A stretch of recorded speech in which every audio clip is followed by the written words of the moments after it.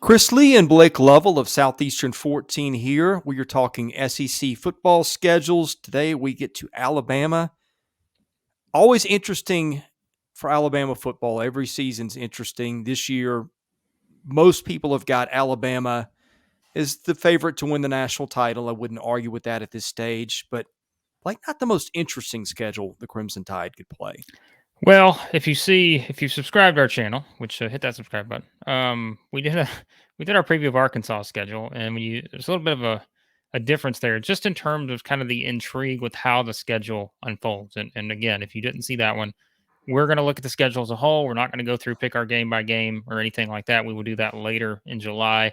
But specifically, if we're looking at the overview of the schedule, I told you, like, I think it's a pretty nice balanced schedule for Alabama. Like, I don't really look at anything and say, man, look at that stretch where they play 3 straight road games, or, look at that stretch where it's just an unbelievable gauntlet here. I think this schedule just sets up very nicely in terms of just, to me, like, everything is kind of where you want it to be. Like, I really do. I look at all of these and I'm like, well, they get Texas early on. Texas will be good, but I think getting them in week 2 is much better than if, you played that game in mid-October somewhere. You go down the line, you got road games at Arkansas, which I think that one's a little interesting. At Tennessee, which I think Tennessee will continue to head in the right direction. You go to LSU. I think that's, as always, going to be a challenge. You got Brian Kelly there now. At Ole Miss, Lane Kiffin, like all the road games. It doesn't matter. Alabama can play anywhere, right? Like they're going to get everybody's best shot. We know that. But I don't really look at the schedule and say, man, look at all the pitfalls. Except for, again, it's that November 5th, November 12th at LSU, at Ole Miss. But even then, like I think that just kind of how things unfold, I feel like it's a better setup.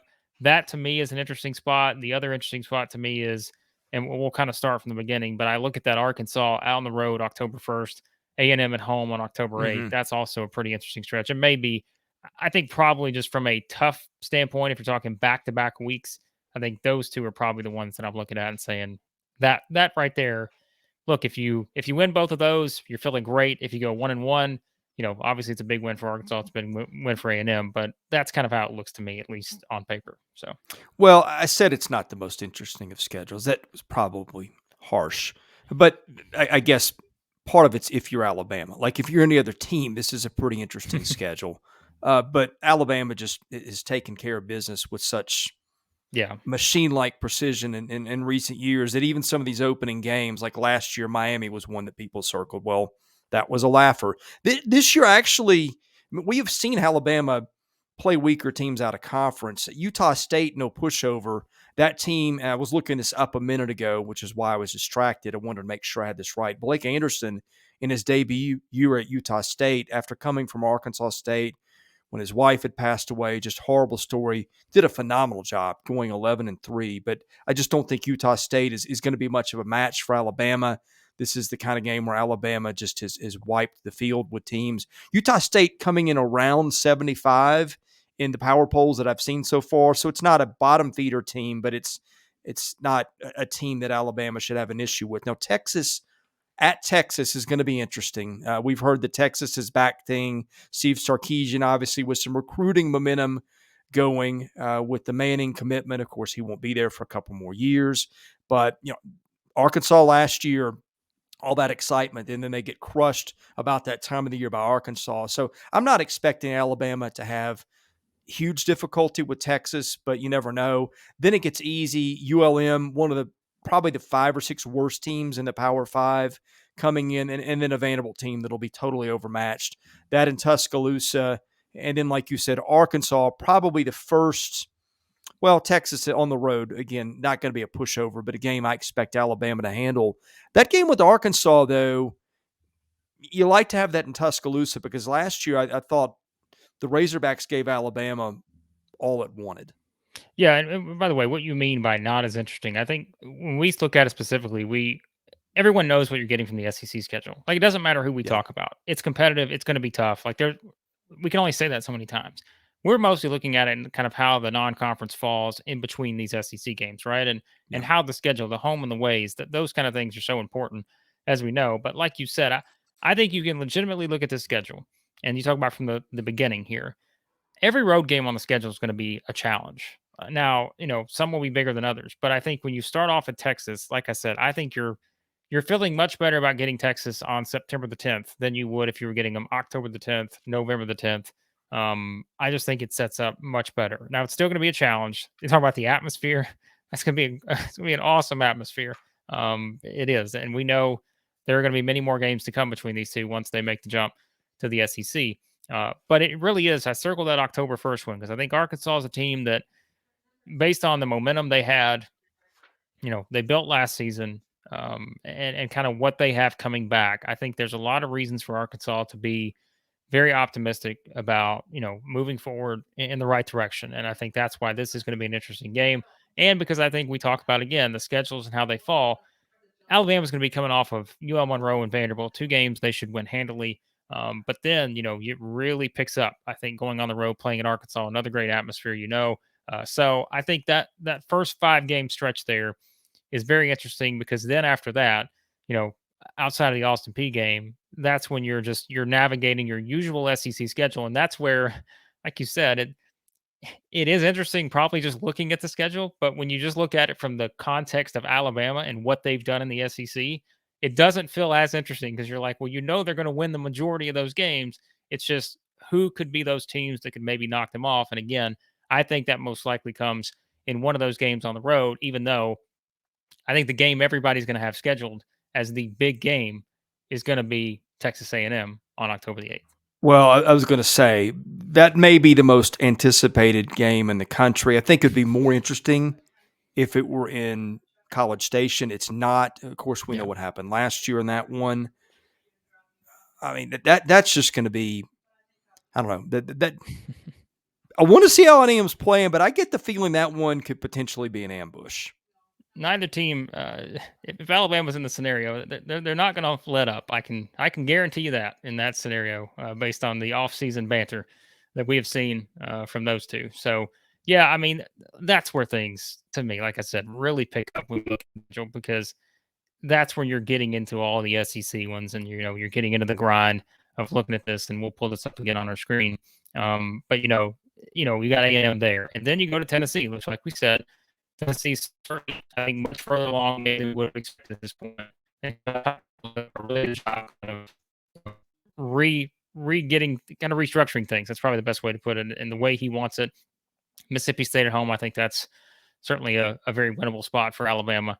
But then, we talked about this in the Arkansas when you're getting LSU November 5th, that usual kind of date there in that range, you're going to get them. But that's where you would at least think at that point Brian Kelly would have everything kind of clicking, right? If this is the roster he can work with and he feels really good about it, he'll have everything clicking by that point. And then Ole Miss, quarterback change there. But again, you're going up against familiar face, someone who knows you well, Lane Kiffin.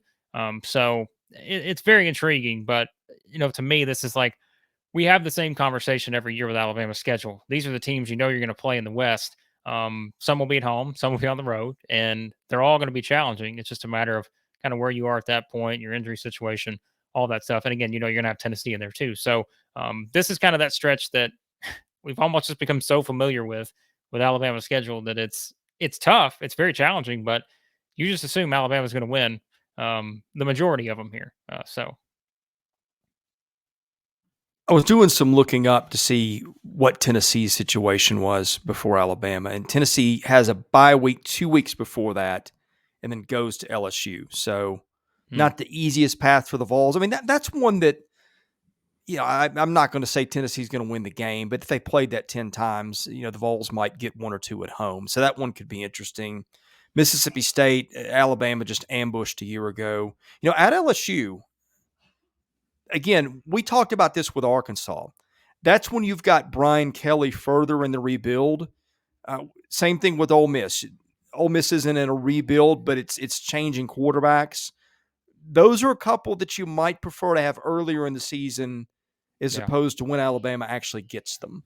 Yeah, I agree. I think those are ones that you kind of know where they're going to fall usually, but I mean it is. I mean, you think that those two are having different situations. Brian Kelly's taking over a team. Lane Kiffin's refiguring out sort of the offense and your quarterback who did it all.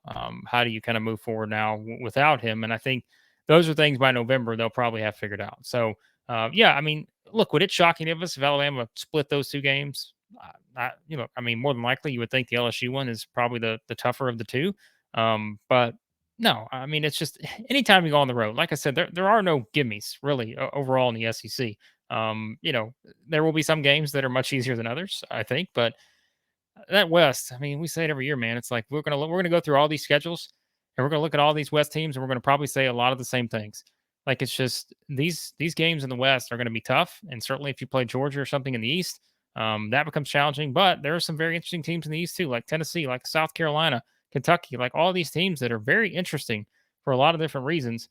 And if you play them on the right day, they're good enough to beat some teams. So yeah, I think you look at this with Alabama, and that's kind of the way the schedule unfolds.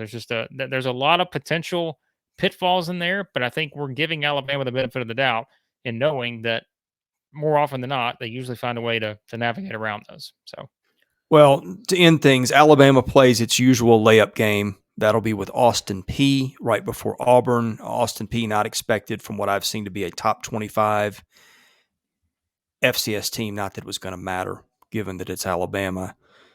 But Auburn, that one we talked about with Arkansas, you just don't know what shape Auburn is going to be in, whether they're going to be ready to run off Brian Harsin or already have run off Brian Harsin. But that's one of those that because it's Alabama, it really kind of doesn't matter because you've seen Auburn teams like last year. Auburn was kind of limping to the finish line and had that game won until Bryce Young said otherwise. And so that one, again, throw out the records, throw out the location. Although that one is in Tuscaloosa, which probably does help. But yeah, you can't talk Alabama without giving some attention to the Auburn game. yeah, and like you said, depending on where Auburn's at that point in the season, you could that could either be a mess or it could be your usual Alabama Auburn game. That's just very competitive and just kind of depends on how things play out there. But yeah, that being in Tuscaloosa, you're going to give Alabama the nod probably right now, certainly as things stand. So yeah, I mean, I tell you, I look at the schedule overall, and like I said, I think it's one that's very it is interesting for different reasons. But I think again, we're putting it in the context of Alabama. If this was someone else's schedule, if there's a team kind of in the middle of the pack in the SEC, there probably is a lot of this we're looking at and saying, boy, look at that, those back-to-back road games. They got to go to Arkansas, they got to go to Tennessee, they got to go to Texas. But because it's Alabama, I mean, like it or not, it's your body of work, and the body of work they built leads you to believe that they have been in these situations before. And even if there are different pieces on the roster, Nick Saban usually figures it out and puts them in a position to win pretty much all of these games, if not all of them. It's just a matter of, like we said, there are some intriguing ones in terms of I think specifically their road games, and of course that game on October 8th against Yeah. Texas A&M.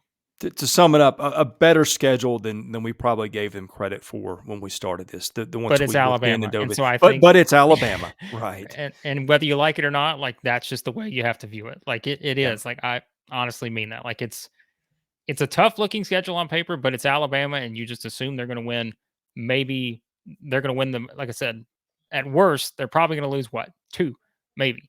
But that's like you don't expect that. Like it's just that's the way it is. So All right. I'm Chris Lee. He's Blake Lovell. We're going to do this for every SEC team. So thanks for watching. Hit that subscribe button, and we'll see you again very soon.